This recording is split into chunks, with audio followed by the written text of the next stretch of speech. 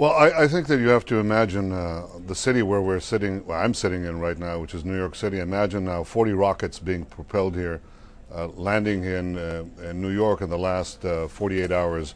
What do you think the people of New York would say? They would say, this is unacceptable. We cannot live like this. And of course, in Israel, the city of Sderot and now the city of Ashkelon is being rocketed continuously by terrorists who want to spread terror for innocent civilians. So the government will have to take action to stop it. I don't want to get into the details of this action, but you can be sure that we in the opposition, the loyal opposition, would support it. Any country, any government, any political system would not tolerate the continuous rocketing of its civilians. We have to mention that there have been, of course, many Palestinians killed in Gaza in relation to the conflict. Between January 2005 and October 2007, 871 people, according to the United Nations. This is not a one-way street, is it, sir?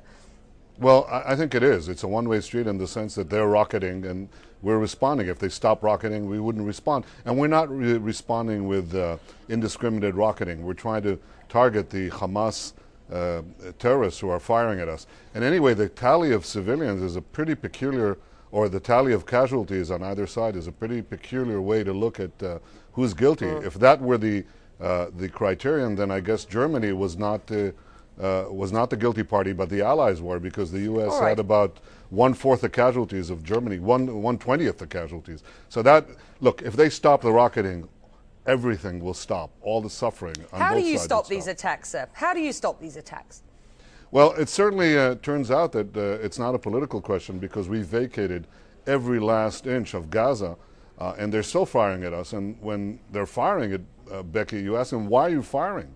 And they're saying, well, because we want to destroy the state of Israel, pure and simple, just like their patron Ahmadinejad, Hamas, the Palestinian militant organization, Islamic organization, is saying that their gripe is the existence of Israel. So there's nothing that you can politically negotiate. You don't negotiate your own demise. What you have to do is respond very forcefully, neutralize their ability to hit us, which is what the U.S. would do, England would do, Europe would, any country would do. Nobody would tolerate this for very long. Said, let me quote to you what Barak has said of late. He said the deterioration is the fault of Hamas. Israel will reach the perpetrators of the Qassam rocket fire, and Hamas will pay a price for its actions. Do you not think that it is time that Israel talked to Hamas? Well, what are we going to talk about? The method of our own destruction? When you're faced with an implacable enemy who seeks your annihilation, you don't really talk about him. If history has taught us, well, you don't talk with him about achieving those goals. If history has taught us anything, it is that you can make peace with enemies who want to make peace with you, who want to end the conflict with you, as we've done with Egypt under Anwar el-Sadat, and with Jordan under the late president, the late King Hussein.